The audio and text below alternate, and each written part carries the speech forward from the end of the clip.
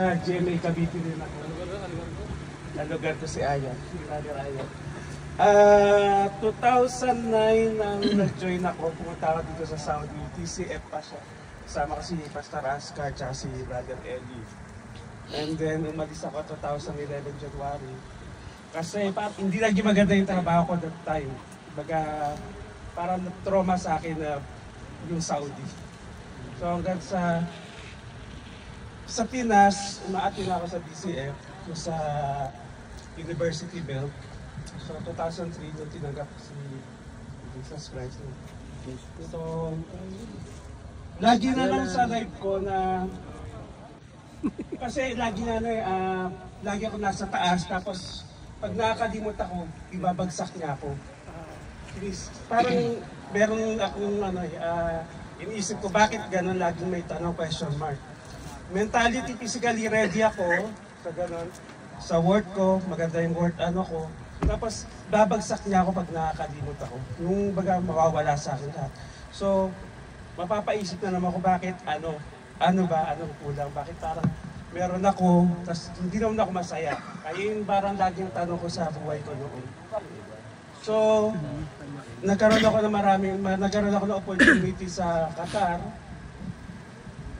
Praise God. Nabigyan ako ng magandang posisyon doon, magandang salary. Tapos, nawala na naman ako. Nabuhay naman ako sa makamundong pamamaraan. Marami. Hindi ko na isa-isa kasi marami na nangyari sa buhay ko. Then, nagkasawa ako, nawala rin asawa ko, yung pamilya ko. Kasi nga, nawala din ako sa Panginoon. Baga ni-remind niya ako, babalik ka rin babalik ka rin sa akin. Ganun yung nangyari sa buhay ko. So, pero hindi ako tinalikuran ng mga kapatid natin. Si Insan Bong, si Brother Eddie, lagi nila akong nire-reach out, nasa na ako, kamusta na ako. Hindi sila nakakalimot. For 15 years, hindi nila ako nalimutan. Yes. And ganun tumakbo sa buhay ko si Jesus Christ, na lagi niya akong pinababalik sa tuwing maliligaw ako ng landas. So now,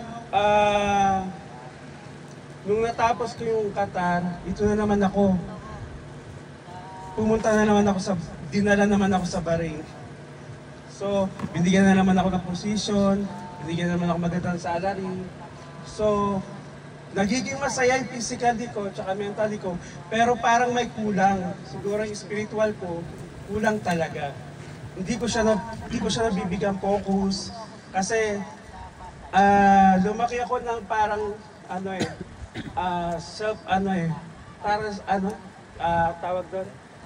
Yung, sa lahat, ako lahat. Baga lahat, sa family ko, baga ako lang mag-isa. Ganun. Ako magtataguin sa kanila, ako magbibigay ng magandang buhay sa kanila. Pagtapos na sila, masaya na ako. Even makalimutan ko yung sarili ko. Kaya sometimes yung kapatid ko, ayaw niya ako maging katulad. Kasi wala daw ako panahon sa kanila, ganyan. Puro work ako, puro kung ano. Ganun yung nangyari sa buhay ko, nakakalimutan ko sa Panginoon. Then, nung natapos ako sa Bahrain, nagkaroon ako ng isang matinding situation na very critical na nawala talaga lahat sa akin, kinuha talaga lahat sa akin. Yung parang, yung isip ko noon, wala na ako, kung ano nung pinagagawa ko sa buhay ko. Tapos, yung mga naipon ko, nawala lahat. Even nag-establish ako ng business noon, business sa Bahrain, munti ka na mawala sa akin. So, sabi ko, ano ba talaga Lord, ano ba plano mo sa akin? Ganon. Tapos, biglang yung boss ko tumawag sa akin, may project tayo, mag-i-start na sa Saudi, dito nga sa Jeddah. Sabi ko, Jeddah na naman, Saudi na naman. Hindi ko alam yung Saudi, kung ano ang sitwasyon sa Saudi. Kaya nagtanong-tanong ako sa kanila kung ano, kamusta yung Saudi, ganyan. Pupunta ba ako? Hindi kasi nga trauma nga sa akin pagpunta sa Saudi. So, mabait ni God, kasi hindi ako pinabayaan. In-encourage pa rin ako ng mga kapatid natin na pupunta ka sa Saudi. Nandun yung mga kapatid natin. Yung, alam mo yung ayaw mo pero dadalahin ka ng Panginoon. Jonah. Sa lugar na nararapat. Tsaka parang sabi ko, ito na naman ako, magsisimula na naman ako. aatin na naman ako. Kaya nga minsan pag mag-pray ka, kasi hindi talaga ako, nakalimutan ako mag-pray. Alam mo, ang tanong ko na lang sa sarili ko, how to pray. Tapos natatanda ko na lang noong 2009 kung paano mag-pray. Puros nila, Pastor pa, tignan mo na lang yung kamay mo na ganyan.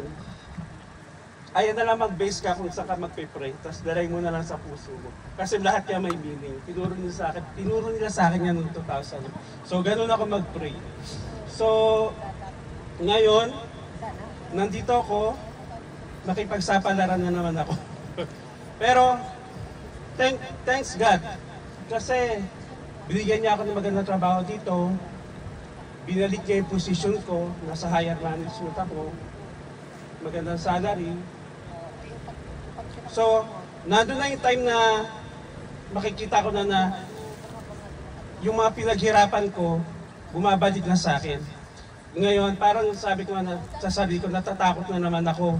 Ito na naman ako, nasa taas na naman ako. Tapos, pagdating sa pag-ibababa na naman ako, pag nawala ako, hindi ko na naman alam ang gagawin ko. Ayun nangyari sa life ko.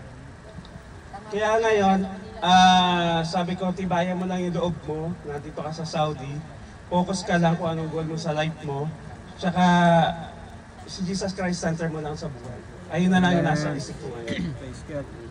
Hindi ako mahilig mag-memorize verse, hindi ako mahilig pero yung pagkatao ko, mabait akong tao, hindi ako nananapak ng ibang tao. Ayun, ang nasa mindset ko na maging mabuti kang tao kang gagawa ng masama sa ibang tao. Ayun. Ayun lang. Tapos natututo na rin ako mag-pray ngayon ulit, bumabalik na ako sa dati. Salamat nga. Ayun. Thank you. Thank you, Lord.